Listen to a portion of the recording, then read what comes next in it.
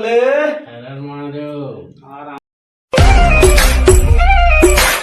So hey guys, welcome back to the channel again. आप सभी को तीज पर्व की हार्दिक शुभकामनाएं। तो भैया देखो, अभी हम जा रहे हैं खरीदी करने मार्केट। ये अपना छोटा साथ में छोटू, इसका नाम दीपांशु है। तो अभी हम जा रहे हैं मार्केट तीजा बाबा लेने के लिए। तो चलो दिखाते हैं आपको मार्केट के नज़ारे। मिलते हैं मार्केट की तरफ।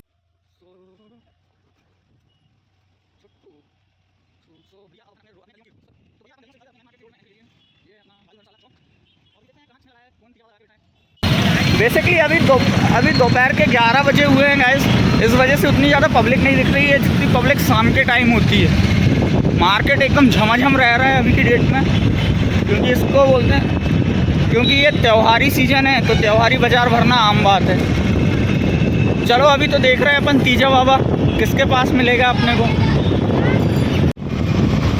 गाइस यार मार्केट में तो एंटर हो गए हैं, पर अभी जैसा चाहिए उस टाइप से मिल नहीं पाया है। तो अभी देख रहे हैं, जहाँ से लेंगे हम आपको दिखाएंगे कि हम कहाँ से ले रहे हैं और किस टाइप से ले रहे हैं। करते हैं अभी खरीदी। ये इधर देखो, ये इधर देखिए, मार्केट में पूरी दुकानें वगैरह लगी हैं। और ये अपने गणपति जी, जगह जगह अपने गणपति जी विराजित हैं। गणपति की मूर्तियों से मार्केट सजा हुआ है इस समय। और ये अपनी शंकर मढ़िया बाबा भोलेनाथ का दरबार।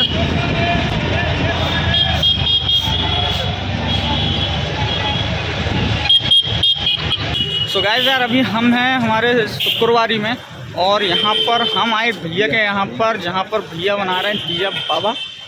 और ये भैया अभी ऑलरेडी लेने में लगे, इनका तीजा बन रहा है। और अभी ये भाई साहब ये अगला टांग दिए हैं शायद। भैया ये आला हमें दो भैया, मेरा नहीं पता है। अच्छा एक में। और ये हमारे भैया हैं जिनके यहाँ से अभी हमने लिए केले। भाई हाय बोल दो एक बार। हाय।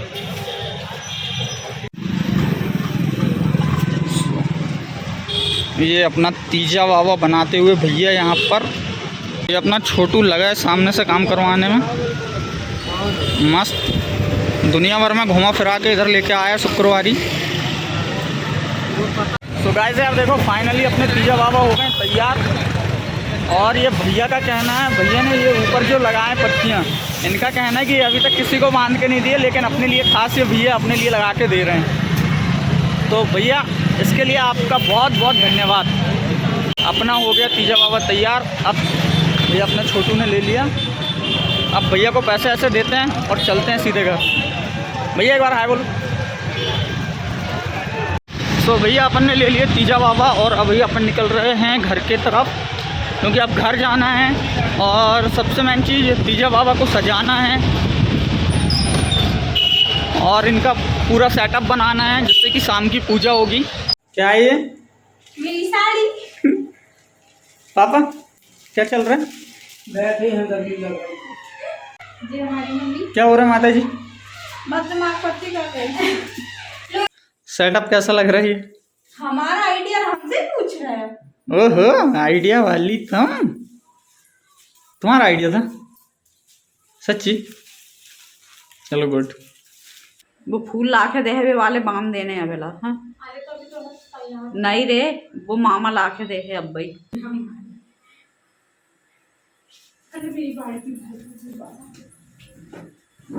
सो गाइस यार फाइनली अपने तीजा बाबा बन चुके हैं।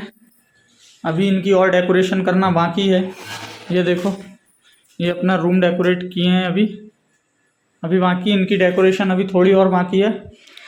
सो दोस्तों, अपने तीजा बाबा को ये फूलों की माला भी अभी टंग गई है। अभी वर्षा गई है साड़ी लाने, जो अपने ये देखो, ये लेके आ गई अपनी वर्षा ने साड़ी। सो दोस्तों अब देखो, वर्षा ये स्टूल पे चढ़ गई है। अब ये लगाएगी इसमें साड़ी। एक लपेटा और ले लेती ना बेटा, काम वाली। ऐसे ही है। जय गढ़ पर्वत से रे महादेव भोला डमरू बजा रहे रे, सदा रे शिव डमरू बजा रहे रे। बोलो एक नमन शिव गौरा पार्वती हर बोला। हर हर महादेव। एक मिनट रुको, थोड़ी देर वीडियो दिखाना चाहिए। तीजा बाबा तुमने ऐसे रहो।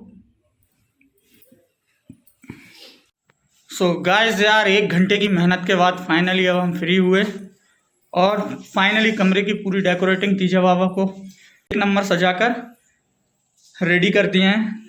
अब बस पूजा पाठ की तैयारी का वेट है। सो वेट एंड वॉच। ये देखो मैं आपको पूरा रूम दिखाता हूँ कि हमने किस टाइप से डेकोरेट किया है। Look at that guys, look at that. गीलू कपड़ा डालो। ये है अपने तीजा बाबा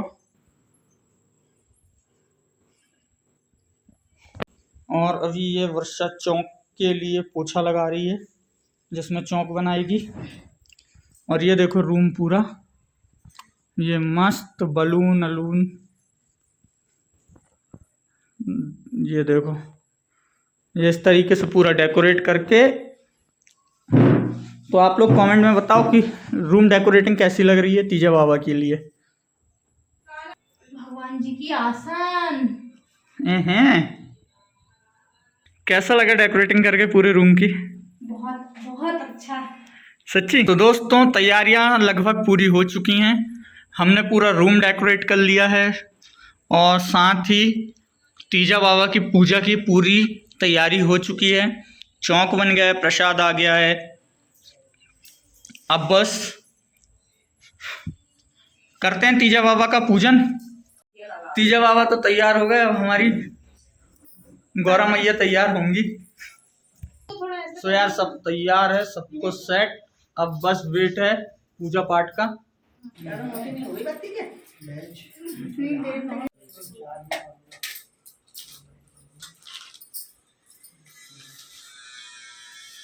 अगरबत्ती निकाल के ला लो उसे। ओम श्री गणेशाय नमः।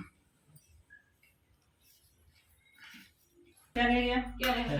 अरे वो लपेट लो धागा पोंछ के रखा ना। उसमें बोल जाए ये ले, ये ले। तो थाली में रखा सामने। ये ले। क्या बोले बात? ये होना वो तो इसमें देखो आज खीर रखी होगी। वो खीर ऐसे और मोड़ दो अभी तो। हाँ बस वो वाला खीर भी चढ़ा दो, सफेद वाला। ये वाला किसको? गौरी गणेश को? हाँ वो चढ़ा दो। भगवान जी सेल्फी सेल्फी। आपका नाम? मनीष भैया उधर चले गए फूल फूल चढ़ा। बिल अप्रूवल करो।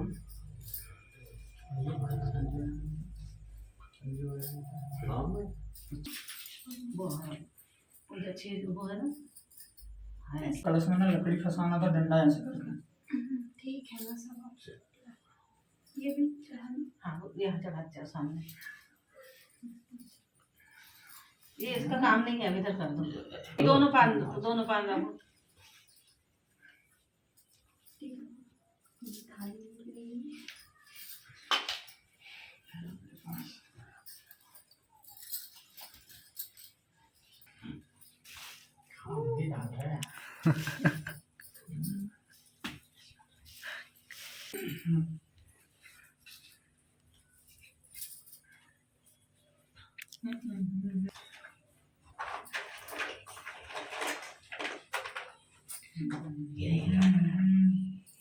अरे बोला लाइटिंग मुझे दी है यार। अरे बोले अरे महादेव। पर छोटा है यार सकता। बोलो शंकर भगवान की जय। हरितालिका तीज की व्रत कथा। द्वापर युग में महाभारत का युद्ध समाप्त हो गया और पांडवों को राज्य प्राप्त हो गया। तब चारों ओर सुख शांति स्थापित हो गई। भगवान श्री कृष्ण भी अपने राज्य द्वारिका को चले गए थे। बहुत दिनों के बाद एक दिन भगवान श्री कृष्ण स्वयं ही पांडवों का हाल जानने के लिए हस्तिनापुर आए। तब सभी पांडवों ने उनका बड़ा ही सत्कार किया। द्रौपदी ने उनसे पूछा, हे कृष्ण, हे मधुसूदन, आप आदि मध्य अंत से रहित हैं। आपकी माया का कोई पार नहीं है। आप सर्वज्ञ हैं और आप ही परमेश्वर हैं। आप मुझे ऐसा उपाय बताएं जो कि हम स्त्रियों को समस्त प्रकार के रोग, शोक और पापों से मुक्ति प्रदान करे और हमें सुख शांति प्रदान करे। आप कोई ऐसा उपाय बताएं जो कि हमको धर्म मार्ग में प्रेरित करे। यह सुनकर भगवान श्री कृष्ण बोले, हे द्रौपदी, तुम धन्य हो, क्योंकि तुमने केवल अपने लिए नहीं बल्कि समस्त स्त्री जाति के हित के लिए प्रश्न किया है। अब मैं तुम्हें ऐसा ही उपाय बताता हूँ। उस उपाय का नाम है हरितालिका तीज का व्रत। भगवान श्री कृष्ण ने आगे कहा, हे द्रौपदी, इस हरितालिका तीज के व्रत के अंतर्गत भगवान शंकर और माता पार्वती की पूजा की जाती है। भगवान शंकर अजर अमर हैं और महान योगी हैं। वह सहज में ही प्रसन्न होने वाले और भोलेनाथ हैं। अतः उनकी पूजा करके कोई भी स्त्री सौभाग्य प्राप्त कर सकती है। भगवान श्री कृष्ण ने कहा, हे द्रौपदी, अब मैं तुम्हें वह प्रसंग सुनाता हूँ जिसके आधार पर यह व्रत किया जाता है। भगवान श्री कृष्ण बोले, भारत देश में हिमालय नामक एक महान पर्वत है। यह विश्व के सभी पर्वतों का राजा है। वह सदा ही बर्फ से ढका रहता है। उसके निकटस्थ क्षेत्रों में भिन्न भिन्न प्रकार के वृक्ष हैं। अनेकों प्रकार के पशु एवं पक्षी वहां विचरण करते रहते हैं। देवता, गंधर्व आदि सदैव ही वहां घूमते रहते हैं।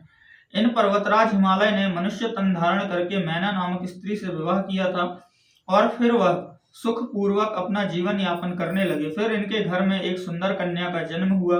उसका नाम उमा रखा गया। पर्वतराज हिमालय की पुत्री होने के कारण उनको पार्वती भी कहा जाता था। एक बार पर्वतराज हिमालय अपने महल में विश्राम कर रहे थे कि नारद मुनि उनसे मिलने के लिए आए। तब ने उनका बहुत ही आदर किया और उनको उत्तम आसन प्रदान किया। फिर हिमालय ने अपनी पुत्री को वहां बुलाया और फिर उन्होंने नारद जी से यह कहा, हे मुनीश्वर, आप तो त्रिकालज्ञ, तीनों कालों को जानने वाले हैं। कृपया करके इस कन्या का भविष्य मुझे बताएं। यह सुनकर नारद मुनि ने कहा, आपकी कन्या सुलक्षणा है और सभी प्रकार के उत्तम गुणों से युक्त है, लेकिन इसका विवाह किसी परिवार विहीन, सुखों से उदासीन, तपस्वी और योगी व्यक्ति के साथ में ही होगा। यह सुनकर हिमालय अत्यंत चिंतित हो गए और फिर उन्होंने नारद मुनि से पूछा, हे मुनीश्वर, इसका कोई उपाय तो होगा। तब नारद मुनि ने कहा, हे हिमवान, विधाता ने जो कुछ भी किसी के ललाट पर भाग्य में लिख दिया है उसे तो कोई मिटा भी नहीं सकता, परंतु एक उपाय मैं बताता हूँ। इस कन्या पार्वती के पति में जो जो गुण बताए हैं वह सभी गुण भगवान शंकर में हैं। यदि इस कन्या पार्वती का विवाह उन भगवान शंकर के साथ में हो जाए तो इस कन्या का कल्याण ही होगा। यह सुनकर हिमालय ने पूछा, यह विवाह किस प्रकार से संपन्न होगा, क्योंकि भगवान शंकर तो सदैव ही तप में लीन रहते हैं। तब नारद मुनि ने कहा, यदि तुम्हारी कन्या भगवान शंकर का ध्यान करते हुए तप करे तो वह प्रसन्न हो सकते हैं। यों तो भगवान शंकर की आराधना करना बहुत ही कठिन है, लेकिन सच्चे मन से आराधना की जाए तो भगवान शंकर शीघ्र प्रसन्न हो जाते हैं और कल्याण करते हैं। सहज में ही प्रश्न हो जाने के कारण उनको भोलेनाथ और आशुतोष भी कहा जाता है। इतना कहकर नारद मुनि चले गए। समस्त प्रसंग को जानकर पार्वती वन में जाकर तप करने लगी। इस प्रकार से उन्होंने कई वर्षों तक अत्यंत कठोर तप किया। उधर ब्रह्मा जी तथा ऋषि मुनियों ने भगवान शंकर के समक्ष जाकर उनसे प्रार्थना की कि हे प्रभु, पार्वती ने आपको प्राप्त करने के लिए अपार तप किया है, अब आप उनको अंगीकार कीजिए। तब भगवान शंकर ने कहा, तथास्तु, ऐसा ही होगा। अब उचित समय आ गया है और मैं शीघ्र ही पार्वती से विवाह करूंगा।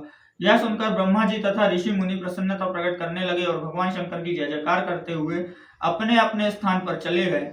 उधर पार्वती का कठोर तप निरंतर जारी था। फिर उस दिन भाद्रपद मास की शुक्ल पक्ष की तृतीय तिथि और हस्त नक्षत्र था। उसी समय भगवान शंकर वहां पर प्रकट हो गए और उन्होंने पार्वती से कहा, हे पार्वती, मैं तुम्हारी कठोर तपस्या देखकर अत्यंत प्रसन्न हुआ हूँ। अब तुम मनवांछित वर मांग लो। तब पार्वती ने कहा, हे नाथ, यदि आप मुझ पर प्रसन्न हैं तो आप ही मेरे पति बने। आप मुझसे विवाह करके मुझे अपने चरणों में स्थान प्रदान करें। तब भगवान शंकर ने कहा, एवमस्तु, ऐसा ही होगा। अब तुम अपनी तपस्या का त्याग करो और अपने घर जाओ। मैं शीघ्र ही तुमसे पणि ग्रहण करूंगा। चूंकि आज ही मैं हर शंकर तुम्हारी तपस्या से प्रसन्न होकर तुम्हारे समक्ष प्रकट हुआ हूँ, इसलिए मैं तुम्हें यह वरदान भी देता हूँ कि आज के दिन को हरतालिका भी कहा जाएगा। जो भी स्त्री प्रत्येक वर्ष आज के दिन भाद्रपद मास के शुक्ल पक्ष की तृतीय तिथि को तुम्हारी पूजा करेगी, उस कथा को कहेगी या सुनेगी, वह अखंड सौभाग्य प्राप्त करेगी और सभी प्रकार के रोग शोक से मुक्ति प्राप्त करके सुख पूर्वक जीवन यापन करके अंत में शिवलोक को प्राप्त करेगी। भगवान शंकर के इन वचनों को सुनकर पार्वती अत्यंत प्रसन्न हुई। फिर वह भगवान शंकर को प्रणाम करके अपने घर वापस आ गई। या बाद में ब्रह्मा जी ने सप्त ऋषियों को हिमालय के घर भेजा।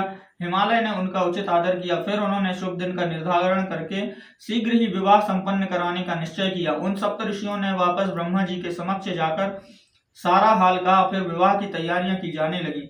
फिर निर्धारित तिथि पर भगवान शंकर अपनी बारात के साथ में चले। उनकी बारात में ब्रह्मा जी, विष्णु जी, समस्त सुरगण, शिव जी के गण इत्यादि गए। फिर वैदिक रीति से भगवान शंकर और पार्वती का विवाह संपन्न हुआ। इस प्रसंग को सुनाकर भगवान श्री कृष्ण ने द्रौपदी से कहा, हे द्रौपदी, जो भी स्त्री प्रत्येक वर्ष भाद्रपद मास के शुक्ल पक्ष की तृतीय तिथि को हरतालिका व्रत करती है वह अखंड सौभाग्य प्राप्त करती है। इस व्रत को करने से भगवान शंकर और माता पार्वती की कृपा प्राप्त होती है। जो स्त्री भक्ति युक्त चित्त से इस सर्वश्रेष्ठ व्रत को करती है, इसकी कथा सुनती है, उसके सभी शोक और पाप नष्ट हो जाते हैं। वह सुख समृद्धि प्राप्त करती है और जीवन में समस्त प्रकार के सुखों का उपभोग करते हुए अंत में शिवलोक में स्थान प्राप्त करती है। बोलो भगवान भोलेनाथ महाराज की जय।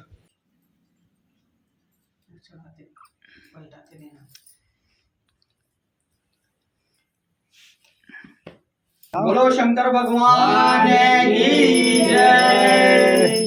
जय शिव ओंकारा स्वामी, जय शिव ओंकारा।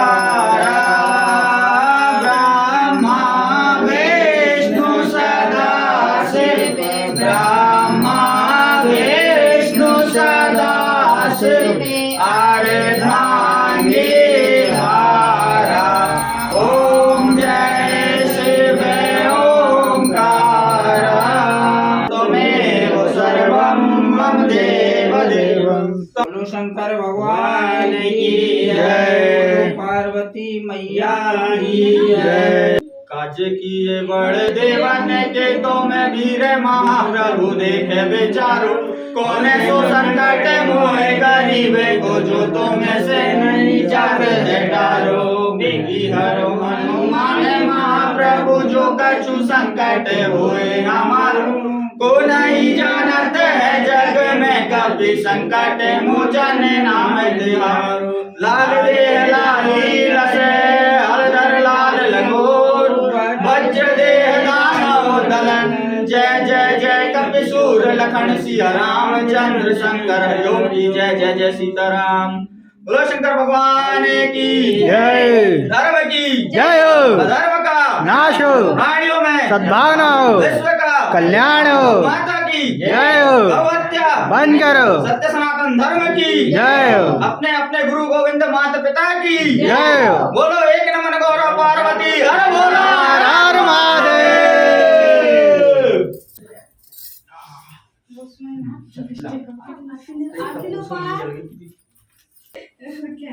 खुशी हो। हमारे डैडी, हमारी मॉम। हर हर महादेव। सो ये दोस्तों, फाइनली तीज बाबा की पूजा पूरी हुई। बहुत मजा आया यार, सभी ने बहुत एंजॉय करे। खास तौर पे मेरा और वर्षा का फर्स्ट एक्सपीरियंस तीजा बाबा की पूजा करना। कैसा रहा एक्सपीरियंस? बहुत अच्छा रहा। और आज दोस्तों, आज पहली बार हमारे घर में तीजा बंधा है और पहली बार हम उपवास हैं। ठीक है दोस्तों, मिलते हैं फिर अगले वीडियो में। तब तक के लिए बाय बाय।